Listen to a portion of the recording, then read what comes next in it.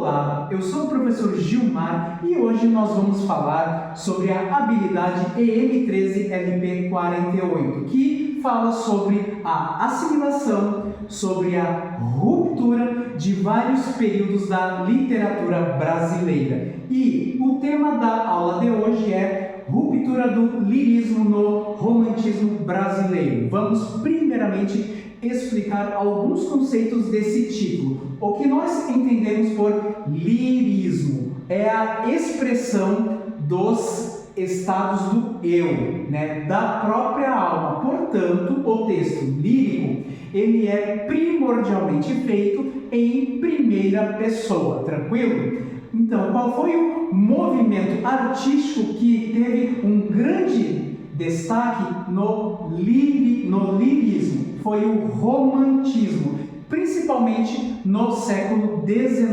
aqui no Brasil.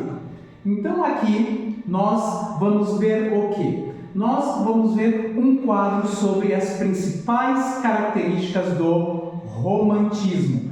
Primeira delas, que caracterizou uma das primeiras fases do romantismo, que é o nacionalismo. O que é o nacionalismo? É a criação de um herói nacional, ou seja, aquele herói, aquela figura mítica, de certa forma, que serve como símbolo de um povo, símbolo de uma nação. E, a partir disso também, surge um subproduto, que é o quê? A valorização da fala espontânea de um povo. Portanto, é a valorização daquele momento dentro de uma cultura nacional. Outro ponto bastante forte dentro do romantismo é o lirismo, como eu já havia falado antes, que é o quê? Que é a supremacia do eu em um texto literário. E, por causa disso, toda a parte que assim busca pôr o eu em pauta, ela prescinde de formas fixas, ou seja, é a morte daqueles modelos pré-prontos de elaboração literária. Ou seja, dentro do romantismo, nós vamos ver o quê? Nós vamos ver textos sem uma forma fixa definida, ou seja, é a supremacia, é do conteúdo sobre a forma. Então entra em decadência o quê? Aquelas formas fixas clássicas, como o soneto. Outro ponto a ser destacado dentro do romantismo, ele é a expressão da arte burguesa, em que o eu ele é o principal elemento, ou seja, acaba-se com aquela arte aristocrática em que o nome, em que a família tem um grande destaque. Então isso aí mostra o quê? Mostra uma tentativa de a arte burguesa ser símbolo da liberdade, por causa de todos aqueles eventos históricos que estavam acontecendo naquela época. E o romantismo, como é uma escola muito ampla e, portanto, plural, ela passa de um idealismo para o materialismo quando ele já começa a ter certos sinais de decadência. Então nós vamos ver dois autores que mostram isso. Primeiramente, a fase do idealismo para o materialismo.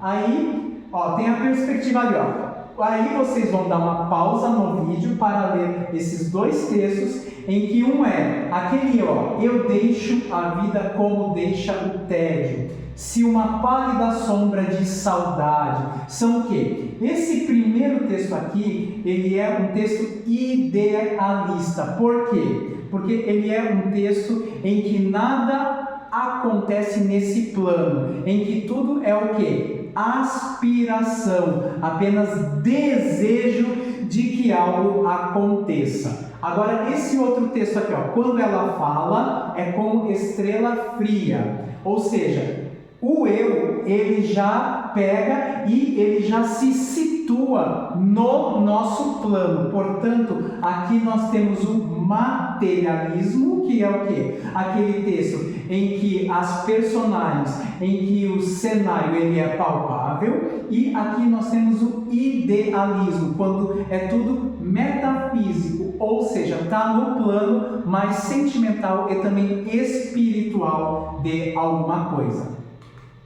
Aí eu coloquei 2 memes sobre os 2 autores daqueles textos anteriores. Um é o Álvares de Azevedo, símbolo da segunda geração romântica, que é pautada pelo quê? Pelo mal do século, aquele sentimentalismo exacerbado em que as coisas ficam apenas no plano metafísico. E o Castro Alves, que é o quê? Aquele que põe o eu em uma perspectiva de atuação histórica, de atuação também social. Hoje acordei meio Álvares, naquele tédio melancólico, cultivando um crush platônico. O platonismo é o quê? Mundo das ideias, aquilo que não está no nosso plano. Já o Castro Alves não. Ele fez uma poesia bastante palpável e também engajada em termos sociais. E aí, de tema de casa, temos 2 questões do Enem sobre esses 2 autores, que aqui nós temos um quadro sinótico sobre isso. Enquanto Álvares tem o escapismo, o idealismo e o mal do século, Castro já parte para o enfrentamento, materialismo e o exotismo. Ambos compartilham o eu lírico livre.